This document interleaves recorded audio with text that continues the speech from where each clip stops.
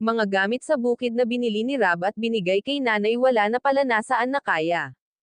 Mga ka-viewers, yan po ang atong pag-uspan ngayon, pero bago ang lahat, isang mapagpalang araw sa ating lahat, lalo na sa mga solid supporters ng Kalingap, at wag po natin kalimutan suportahan ang ama ng Kalingap na si Val Santos Matubang at anak nito na si Kalingap Rob para mas dumami pa ang kanilang matulungan, lalo na po yung mga mahihirap, at maraming salamat po sa mga hindi nag-skip ng ads. Salamat po, malaking tulong na po.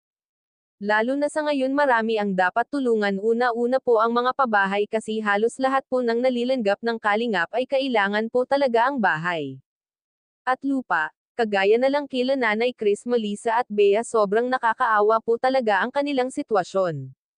At hindi pa dyan, mas nakakaawa po sila kasi hindi lang bahay, lupa at pagkain ang kailangan nila, kundi ang kanilang kondisyon. Parang lahat po sila may kanya-kanyang problema sa pag-iisip.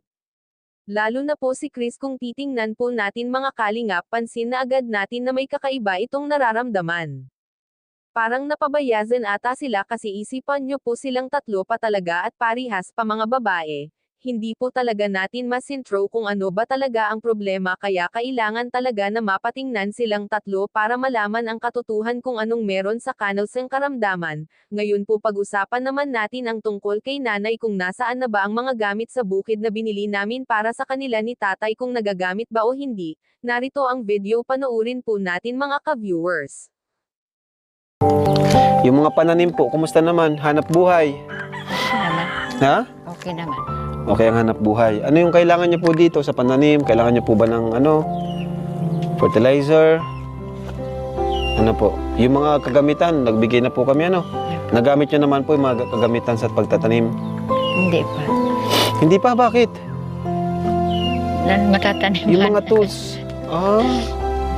Naitanong pa ni Rob kung may mga kailangan pa ba sila nanay na fertilizer na gagamitin sa bukid, at nabanggit rin ni Rob ang tungkol sa mga gamit sa bukid na nagbigay na siya, ngunit nalungkot ito sa sagot ni nanay. Kasi hindi pa pala nagagamit ang mga yun dahil wala pa palang matataniman, matagal na po iyon na binigay ni Rob sa kanila, hanggang ngayon po hindi pa nagagamit mga ka-viewers. Kasi nga hindi na nagtatrabaho si tatay, kaya wala nang matanaman. Ano po ang masasabi nyo mga ka-viewers sa sinabi ni nanay kay Rob? Kasi para sa aking sariling opinion, dapat po nagtatrabaho muna si Tatsi hanggat hindi pa sila pinapaalis, kasi nakakahiya naman po kay Kuya Rob at sa mga tumutulong sa kanila, lalo na po ang tagal na binigay sa kanila ni Rob yon. Mga ka-viewers, hanggang dito lang po muna ang ating kwento. Paunawa po kung may hindi kayo naintindihan sa kwentong ito, pasensya na po. Maraming salamat sa inyong panonood mga ka-viewers.